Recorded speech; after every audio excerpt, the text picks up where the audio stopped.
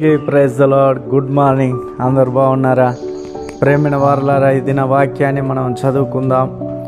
మరి కీర్తనలు 121 6వ వచనాన్ని మనం చదువుకుందాం. కీర్తనలు 121 6వ వచనము. పగలెండ దెబ్బ అయినను రాత్రి వెన్నెల దెబ్బ అయినా నీకు తగలదు అనే దేవుని యొక్క వాక్యం సెలవిస్తుంది. పగలెండ దెబ్బ అయినను రాత్రి వెన్నెల దెబ్బ నీకు తగలదు. నా ప్రేమైన దేవుని బిడ్డలారా, దేవుని యొక్క కృప కాపుదల ఉంటుంది. మరి ఏది నీకు తగలదు. దేవుడు తన బిడ్డలను ఎప్పుడు కాపాడువాడు. యెహోవా నా కాపరి, నాకు లేమి కలగదు అనే కీర్తనకారుడు సెలవిస్తూ ఉన్నాడు. కోడి తన పిల్లలను తన రెక్కల క్రింద భద్రపరిచినట్టుగా వారిని భద్రపరుస్తాడు.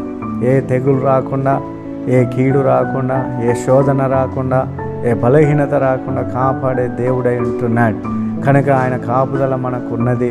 మనము ఎక్కడికి వెళ్ళినా, రాత్రి ప్రయాణం చేసినా, పగలు ప్రయాణం చేసినా, రాత్రి పని చేసినా, పగలు పని చేసినా దేవుని యొక్క కాపుదల మనకు ఉంటుంది. దేవుడు మనల్ని కాచి కాపాడువాడు. ఇజ్రాయేల్ని కాపాడువాడు. కునుకడు, నిద్రపోడు. దేవుడు మనల్ని ఎప్పుడు కూడా తన రెక్కల కింద భద్రపరిచి ఆయన మనల్ని ప్రొటెక్షన్ ఇచ్చి కాపాడువాడు. కనుక అధైర్యపడకుండా ముందుకు వెళుదాం. అనవసరమైన భయమును దూరపరుచుకుందాం. ప్రార్థన చేసుకుందాం. మహోన్నతుడైన దేవ, కృపగలిగిన తండ్రి, మీకు వందనాలు నాయన.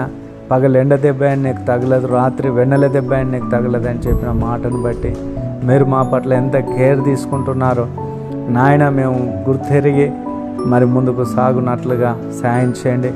అటువంటి నాయన కాపుదల ఉన్నదనే విశ్వాసాన్ని బిడ్డలు కలిగచ్చి వారిలో మీరు నడిపించమని యేసు నామములో ప్రార్థిస్తున్నాము తండ్రి. ఆమేన్.